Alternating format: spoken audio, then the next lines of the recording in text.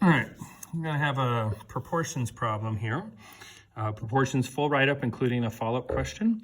So it says the Chancellor of State College wants to know what % of the students will buy season tickets to the basketball team if they hire a coach who was fired from the last job for making an inappropriate tweet. That's trying to make that a little bit up to date here, and some of our old problems are like 10, 12 years old. But so coach screwed up. He's probably not a very popular person countrywide, and they want a winning basketball team, but they have to be able to sell tickets. So they had 597 students were randomly selected, and 320 said that they would still get they would get a season ticket if that coach was hired. So calculator interpreted 99% confidence interval for the true population proportion. And I'm given, make sure we write it like that. Also, I mean, it just says proportion right there. They won't always be that obvious in the questions, but if they are, let's make sure we don't screw that up. So we definitely have a proportion problem. All right, so we're going to state first. We're going to say we want P, the true population proportion of students at State College. You like that generic name for a college?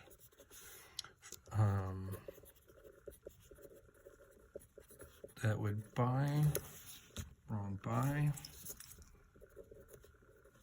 a season ticket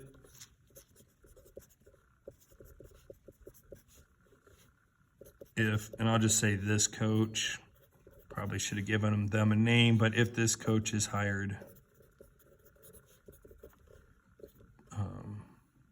to the basketball team.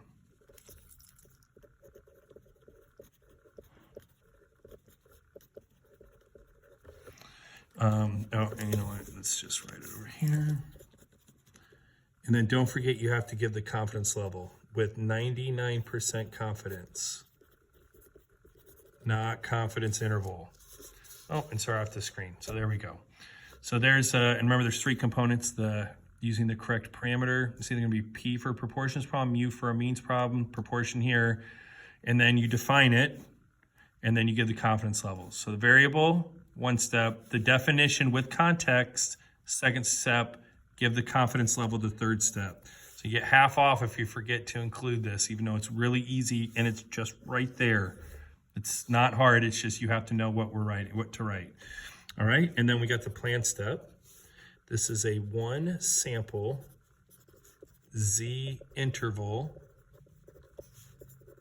for P.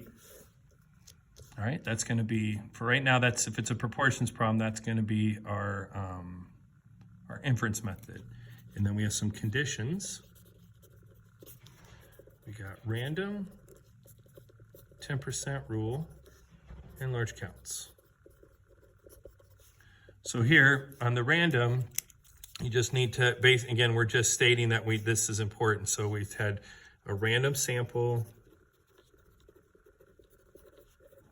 of 597 students used. That's even got good context in there. Nobody at College Board can get mad with that answer. All right, the 10% rule, we're gonna say we assume, because we don't know, we're gonna assume there are more than, and we take the sample size, stick a 0 at the end of it, and we say the population is gonna be bigger than that. So we're gonna assume that there's more than 5,970 students at State College.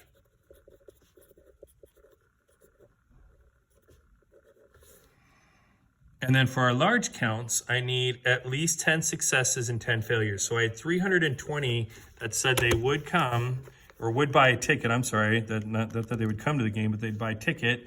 And then I also had 277 that said no. And we need both of those numbers to be greater than 10 to ensure the sampling distribution will be approximately normal. All right, and then our do step. All right, so I got all this, get all this out of here. For the do step, we're gonna hit stat test, and this is a proportions problem, so we want letter A, 1 prop Z int. And it's unfortunate it doesn't say 1 sample Z interval, but it doesn't.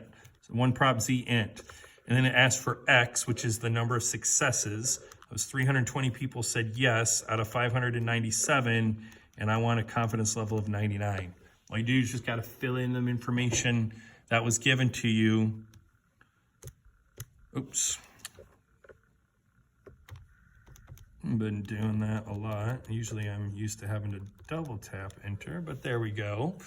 And on this one here, notice it spits back p hat, which we already had the number for, but we didn't have that calculated as a decimal. And then here's our interval. And as long as we do the inference method correct, we are allowed to just write the interval, and that's it for the do step on these. Now, just in case, I'm also going to include Z star. So Z star is a critical value. Also, just give me an opportunity to go over that again. So that second vars, inverse norm split the difference, 0.995. And Z star was equal to 2.75, we'll call it 6. All right, so I have to be all honesty, if this is 2023, that's not required. In the future, I'm gonna require that because it's gonna just make it easier in the long run. So, but again, Z star, that'd be a good thing to include. Don't have to have it in 2023 on the test. All right, conclude. This is the part we should already know, but we are 99% confident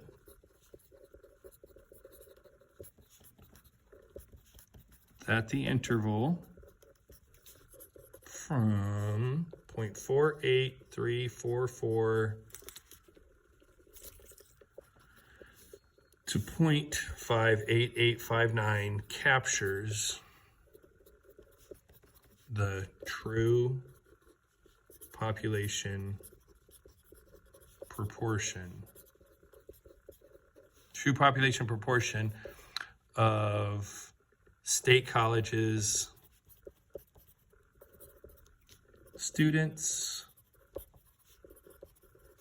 who will get a season ticket for basketball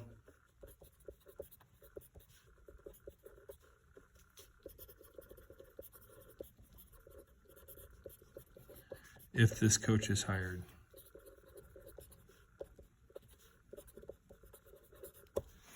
All right, so for whatever reason, and then follow-up question says, the chancellor will only hire the coach if there's convincing evidence that more than half the students will get tickets. And that's just straight revenue issue, right? So if at least half the students will still get tickets with this person in that's not a very popular coach right now, then they'll go ahead and hire the coach. They'll take the loss in attendance, and you know, maybe obviously they're not going to hire this person because they think they're going to lose basketball games. So anyway, so do we have convincing evidence of less than 50%? I mean, more than 50%. Now, even though a majority of these values are above 50%, remember everything inside this interval is considered plausible. There is no levels of plausible. They are all plausible. They are all the same as far as these problems go. So on this one, should he hire the coach? No. The confidence interval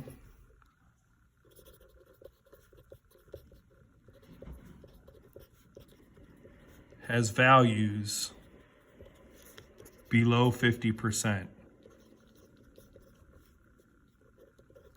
So we do not have evidence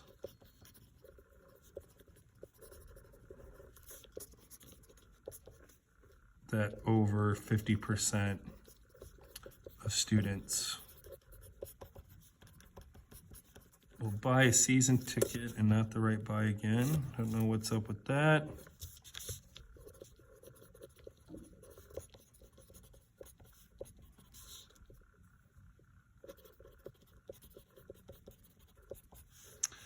So no, they should not, because we do not have convincing evidence that over 50%. We don't have evidence that it won't be 50%, but we certainly don't have. And if it said, is it plausible that it's 50%? Yes.